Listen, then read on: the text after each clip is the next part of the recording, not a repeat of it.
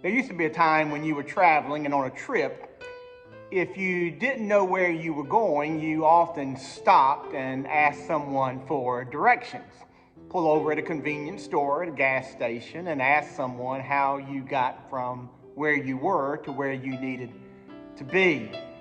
Well, of course, today things change with GPS and smartphones. Siri tells us turn by turn how we get from one place to another.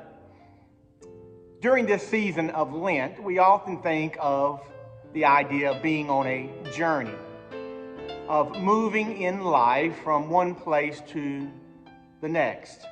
Jesus, of course, was on a journey throughout his life as he interacted with individuals, called them to follow him as he taught, as he preached, as he healed, ever moving closer to a cross which awaited him eventually, and then an empty tomb of Easter. And Lent is a time in which we do an inner journey, when we think about our life, our commitments to God, our faith, about following Christ as a disciple, and what it means for us to be on a Christian journey.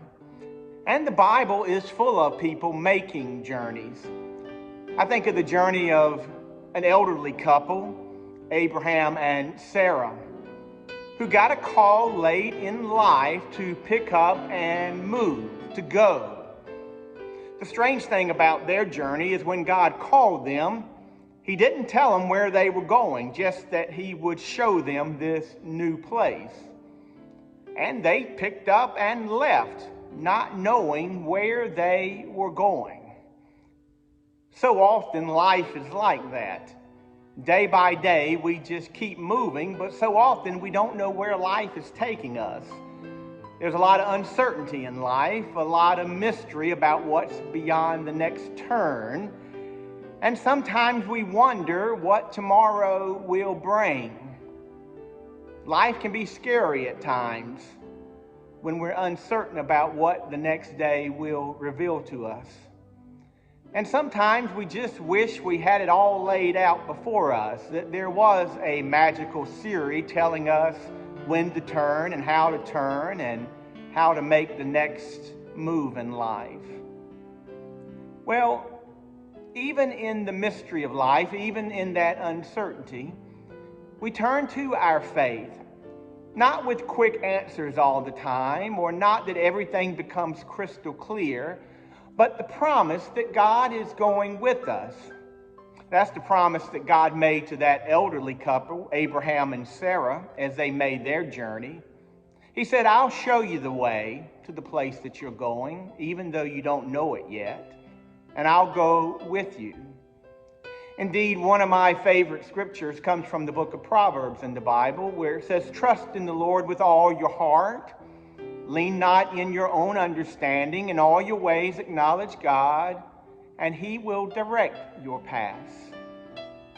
God will show us the way, even when we don't know the way. God will make a way through the wilderness when we feel like we can't find a way out of the wilderness. And so during this season of Lent, as we journey along with Jesus, as we try to find our way in this thing we called our lives, let us reassure ourselves that one, God goes with us in living. We're not out there alone, that we can trust in him to help show us the way, that we lean not simply into ourselves, but we lean into God and trust into those promises. The promise that he gave to Abraham and Sarah, I'll show you a better place. The promises that Jesus offered to his disciples, I'll never leave you or forsake you. And the promise of his love that is faithful to us every step of the way, even in the most challenging steps that we make along the journey that life takes us on.